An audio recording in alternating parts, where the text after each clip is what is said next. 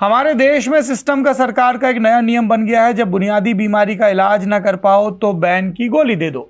National testing agency से परीक्षाओं के पेपर नहीं संभाले जा रहे, एग्जामिनेशन सेंटर और माफियाओं का गठजोड़ नहीं टूट रहा, तो क्या किया? टेलीग्राम ऐप को ही बैन कर दिया गया है। रीनीट के नाम पर 10 करोड़ भारतीयों का ऐप ब्लॉक कर देना क्या वाकई कोई मास्टर स्ट्रोक है, या फिर नाकामी छिपाने के लिए हथौड़ा लेकर मच्छर मारने की नाकाम कोशिश? जब एनटीए के अफसर खुद मान रहे कि यह बैन फुल प्रूफ नहीं है, तो फिर इसकी वजह क्या है? इसका जवाब जानने की कोशिश करेंगे आज के इस वीडियो में। नमस्कार, सौरभ द्विवेदी नाम है हमारा और ये है इंडियन एक्सप्रेस हिंदी। 16 जून की सुबह देश की आईटी मिनिस्ट्री का आदेश आया कि टेलीग्राम नाम की मैसेजिंग ऐप 22 जून तक के लिए बैन कर दी गई है। टेलीग्राम, जिसे स्वतंत्र आंकड़े कहते हैं कि 10 करोड़ से ज्यादा हिंदुस्तानी इस्तेमाल करते हैं, खुद टेलीग्राम कहता है कि 15 करोड़ से ज्यादा करते हैं। सरकार ने वजह क्या बताई? 21 जून को होने वाला नीट का दोबारा का एग्जाम, जिसको री नीट कहा जा रहा है। हवाला क्या दिया? आईटी एक्ट की धारा 69A का। बैन के साथ एक और सख्त आदेश आया कि 30 जून तक टेलीग्राम के मैसेज एडिटिंग फीचर को बंद रखा जाए।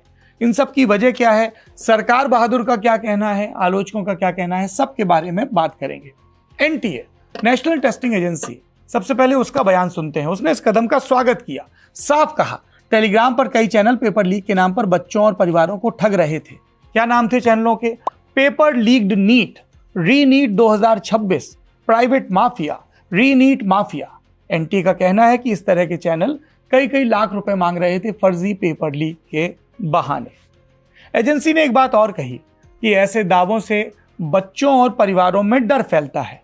कई बच्चे पहले से ही पेपर लीक और फिर से एग्जाम देने के तनाव से जूझ रहे हैं। ऐसे में ठग इसी बेचैनी का फायदा उठाने की कोशिश कर रहे थे। बेचैनी की बात हुई तो आपको बता दें कि लगातार देश से नीट एग्जाम के तनाव के चलते आत्महत्या की खबरें आ रही हैं। आज भी ऐसी खबरें आई। एक और खबर है नेता प्रतिपक्ष राहुल गांधी के जो कोचिंग का एक बड़ा सेंटर है उत्तर भारत का कोटा, उसके प्रस्तावित दौरे की। बहरहाल हम लौटते हैं मुख्य मुद्दे पर, टेलीग्राम ये बैन का मुद्दा। सवाल पूछा जा रहा है कि नीट को लेकर तनाव का टेलीग्राम से क्या लेना देना? तो बात यह है कि तमाम दूसरे मैसेजिंग ऐप्स के मुकाबले टेलीग्राम थोड़ा अलग है। बड़े ग्रुप और चैनल बनाए जा सकते हैं। फाइल, पीडीएफ, वीडियो और लिंक आसानी से इस पर शेयर होते हैं। कई लोग इसलिए पसंद करते हैं क्योंकि इसमें बड़े पब्लिक चैनल आसानी से चलते हैं। क्लाउड स्टोरेज का जैसा इस्तेमाल होता है। Coaching notes, study material, job update, फिल्में, शेयरिंग का काम आसानी से होता है। और तो और लोग अपनी पहचान भी छिपा लेते हैं इस पर। भारत की बात करें तो ये टेलीग्राम के सबसे बड़े बाजारों में से एक है। करीब 10 करोड़ से ज़्यादा भारतीय यूज़र, जैसा बताया, टेलीग्राम चलाते हैं। और यही वजह है कि इस बैन पर इतनी बड़ी खबर बनी, क्योंकि ये कई लोगों को प्रभावित करता है। सिर्फ स्टूडेंट, टीचर नहीं, छोटे बिजनेस चलाने वाले लोग, क्रिएटर्स, कोचिंग ग्रुप्स भी इसमें शामिल हैं और आम हिंदुस्तानी भी। पर सरकार की चिंता टेलीग्राम का मैसेज एडिटिंग फीचर भी है। आसान भाषा में समझते हैं। मान लीजिए किसी टेलीग्राम चैनल पर एग्जाम से पहले एक मैसेज डाला गया। एग्जाम खत्म होने के बाद पेपर सामने आया, जिसके बाद चैनल के एडमिन ने पुराने मैसेज को एडिट किया और उसमें असल पेपर डाल दिया। टेलीग्राम मैसेजिंग का फीचर इस तरह का है कि इसमें एडिटिंग का वक्त नहीं दिखता। बाद में चैनल का ओनर कह सकता है कि देखिए, हमने पहले ही पेपर उपलब्ध कराया था। यानी पुराना मैसेज, नया पेपर और पुराना टाइम स्टैम्प। फिर इसका स्क्रीनशॉट वायरल होता है। लोग कहते हैं देखिए, पेपर तो पहले से टेलीग्राम पर था। एनटीए कहना है कि इसी तरीके से कई परीक्षाओं में बाद में नकली सबूत भी तैयार किए गए। इसलिए आईटी मंत्रालय ने 30 जून तक पुराने मैसेज एडिट करने वाले फीचर को भी बंद करने का आदेश दिया है। एनटीए का कहना है कि पहले हमने छोटे कदम उठाए थे। मसलन गृह मंत्रालय के Indian cyber crime coordination centre है, Bihar police, NTA, Gujarat police, Rajasthan police और दूसरे राज्यों की एजेंसियों के इनपुट पर कई टेलीग्राम चैनल, ग्रुप और बॉट्स हटवाए, मगर ये नए नाम के साथ लौट आए। इसी वजह से एनटीए ने बैन को आखिरी रास्ता माना। उदाहरण से समझते हैं। अहमदाबाद का मामला देखिए। 15 जून को अहमदाबाद साइबर क्राइम ब्रांच ने राजस्थान के 2 लोगों को अरेस्ट किया। इनके नाम सुमेर सिंह भरतलाल मीणा और आकाश पप्पूलाल मीणा। इल्जाम, ये दोनों टेलीग्राम चैनल और फर्जी वेबसाइट के जरिए रीनीट पेपर उपलब्ध कराने का लोगों को झांसा दे रहे थे। साइबर ब्रांच ने साफ कहा है कि आरोपियों के पास से कोई पेपर नहीं मिला, लेकिन ये दोनों बच्चों और उनके पेरेंट्स से पैसे ले रहे थे। दोनों ने राघव सिंह नीट नाम का चैनल बनाया, करीब 7 और चैनल बनाए और एक टेलीग्राम माफिया को दे दिए रन करने के लिए। अहमदाबाद पुलिस की जांच में यह भी सामने आया कि 6 बैंक अकाउंट से अलग अलग राज्यों की 12 शिकायतें भी जुड़ी थी। करीब 1.5 करोड़ रुपए के लेन देन का मामला भी सामने आया। पिछले 1 महीने में करीब 1000 फोन नंबर और टेलीग्राम चैनल के संपर्क की जानकारी मिली। आरोपियों ने गेमिंग, बेटिंग, गैम्बलिंग और साइबर फ्रॉड से जुड़ी करीब 44 वेबसाइट्स भी बनाई। यानी पेपर लीक के नाम पर पूरा का पूरा साइबर फ्रॉड नेटवर्क। पेपर नहीं था, पर पेपर बेचने का बाजार था। लीक नहीं था, अफवाह बेचने का कारोबार था और थे खरीदार। इन्हीं सब दलीलों के आधार पर एनटीए के डायरेक्टर जनरल अभिषेक सिंह ने टेलीग्राम बैन को जायज ठहराया, लेकिन फिर अपने ही बयान से कुछ अलग रास्ता भी लेते नजर आए और बोले कि यह बैन फुल प्रूफ नहीं है। सुनते हैं अभिषेक सिंह को। There are two risks. One, people can operate some channels by using VPN, or they can operate from outside India. We found some channels being operated from countries which are not the best friends of India. So that can happen. NTA के मुखिया का तर्क यह भी है कि ठगों को ग्राहक चाहिए। अगर बच्चों और परिवारों तक उनकी पहुंच नहीं रहेगी तो बाजार टूट जाएगा। परीक्षा से ठीक पहले बैन इसलिए लगाना पड़ा क्योंकि जब तक गड़बड़ी वाले चैनल्स की पहचान होती, हटाया जाता, तब तक नए चैनल्स बन जाते थे। एक दलील यह भी है कि रीनीट को सिर्फ 37 दिन में कराना पड़ा। आमतौर पर ऐसी परीक्षाओं की तैयारी में 5 से 6 महीने लगते हैं। 37 दिन में सब कुछ करने के लिए रक्षा मंत्रालय के जरिए एयरफोर्स की मदद ली जा रही है। अर्धसैनिक बल, डाक विभाग, विदेश मंत्रालय, राज्य सरकार, पुलिस और प्रशासन सबको जोड़ा गया है, इसलिए ये अतिरिक्त सावधानी। लेकिन विपक्ष क्या कह रहा है? इन दलीलों से सहमत नहीं। उसका कहना है कि बैन का असली काम ध्यान भटकाना है और असली मुद्दा तो शिक्षा मंत्री धर्मेंद्र प्रधान का इस्तीफा है। देखिए, ये सब लीपा पोती है। अगर पहले तो सबसे पहला काम अगर इस सरकार को करना था तो वो शिक्षा मंत्री को फौरन उनके पद से मुक्त करना चाहिए था।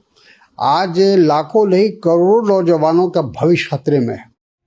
एक विपक्षी नेता की रिएक्शन और देखते हैं। शिवसेना उद्धव गुट की नेता पूर्व राज्यसभा सांसद प्रियंका चतुर्वेदी ने एक पेपर क्लिप शेयर की जो रीनीट के भारी भरकम इंतजामों के बारे में बता रही थी। लिखा, पेपर लीक माफिया ने सरकार को घुटनों पर ला दिया। वैसे खबर प्रियंका चतुर्वेदी की अपनी पार्टी में टूट की भी चल रही है। 9 लोकसभा सांसद हैं। सूत्रों के हवाले से कहा जा रहा है कि 7 पाला बदलने की तैयारी में है। उस पर भी बताएंगे विस्तार से जब इन सब के नाम प्रकट तौर पर सामने आ जाएंगे, जिसके लिए हो सकता है कि 24 घंटे और इंतजार करना पड़े। एक प्रतिक्रिया और है। अभी हाल तक बीजेपी के नेता रहे तमिलनाडु के नेता और पूर्व आईपीएस अन्नामलाई की। उन्होंने एक पोस्ट किया और कहा, ये सब इंतजाम तो किए गए हैं, लेकिन बच्चों को तो बुनियादी दिक्कतें आ रही हैं, मसलन एडमिट कार्ड को डाउनलोड करने में। अन्नामलाई लिखते हैं कि मुझे लगता है कि रीनीट कराने के लिए जो कदम उठाए गए हैं वो सॉल्यूशन से ज़्यादा प्रॉब्लम खड़ी कर देंगे। बच्चों के भी रिएक्शन आए। कुछ ने टेलीग्राम बैन को जायज़ ठहराया, कुछ ने कहा उनकी पढ़ाई पर असर पड़ेगा। तो ये बेनिफिशियली है हमारे लिए, क्योंकि उससे बहुत ज़्यादा डिस्ट्रैक्शन वगैरह होती थी कि पेपर लीक का है तो सारे बच्चे वहीं लग जाते थे वगैरह वगैरह। टेलीग्राम वैसे बहुत सारे लोगों को प्रैक्टिस वगैरह के लिए इन सब के लिए भी चाहिए होता है, लेकिन जिस तरीके से मतलब कि ये है कि पेपर लीक वगैरह के अगर उस हिसाब से अगर टेलीग्राम बंद किया तो उन्हें एक स्पेसिफिक चैनल को बंद कराना चाहिए था, ना कि ऐसा कि या फिर उन चैनल्स को रिपोर्ट कराना चाहिए था, बंद कराना चाहिए था जो कि लीक कर रहे हैं। लेकिन ऐसा नहीं है कि वो पूरा ही टेलीग्राम बंद कराते, क्योंकि उसमें बहुत सारे क्वेश्चन पेपर्स वगैरह, लेक्चर्स वगैरह भी होते हैं जो कि हेल्प करते हैं। देर शाम एक अहम प्रतिक्रिया आई टेलीग्राम के फाउंडर पावेल डुरोव की। उन्होंने कहा, बैन से कुछ नहीं होगा, लीक दूसरे ऐप्स दूसरे तरीकों से होने लगेगा। ये बैन कुछ और नहीं, भारत के 15 करोड़ टेलीग्राम यूजर्स को दी गई सजा है। कुछ डिजिटल राइट्स ग्रुप ने भी यही बात कही। बोले कि अपराधियों को रोकने की सजा आम यूजर्स को नहीं मिल सकती है।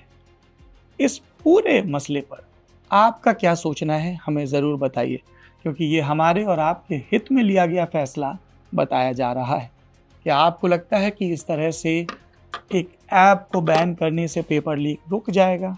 आपको लगता है कि ये देश हित में लिया गया सही फैसला है, या आपको लगता है कि सरकार अपनी नाकामियां छिपाने की कोशिश कर रही है? अपनी राय से हमें ज़रूर अवगत करवाएं। पेपर लीक के प्रकरण में हमने आपको पहले बताया कि कैसे महाराष्ट्र में एनटीए सेंटर से लेकर ब्यूटी पार्लर और कंसल्टेंसी फर्म तक एक चेन बनी। समस्या ये चेन है, समस्या सही निवारण नहीं है, क्योंकि हमने आपको एक वीडियो में और विस्तार से बताया था कि पिछले 20-25 साल में जिन लोगों ने पेपर लीक किए उनमें से सिर्फ 2 को लोअर कोर्ट में सज़ा मिली, और वो भी जमानत पर बाहर घूम रहे हैं। हमने आपको बताया कि 2 आरोपी माननीय विधायक बने हुए हैं और यूपी में सत्तारूढ़ एनडीए का हिस्सा हैं। अगर आप वो रिपोर्ट विस्तार से देखना चाहें तो इस वीडियो के डिस्क्रिप्शन में आपको लिंक मिल जाएगा। एनटीए मान रहा है बैन का कोई फुल प्रूफ उपाय नहीं है, फिर भी ये फैसला लिया गया। इस फैसले पर री-नीट के एग्ज़ाम पर हमारी नज़र बनी रहेगी। आप देखते रहिए इंडियन एक्सप्रेस हिंदी। मेरा नाम है सौरभ द्विवेदी।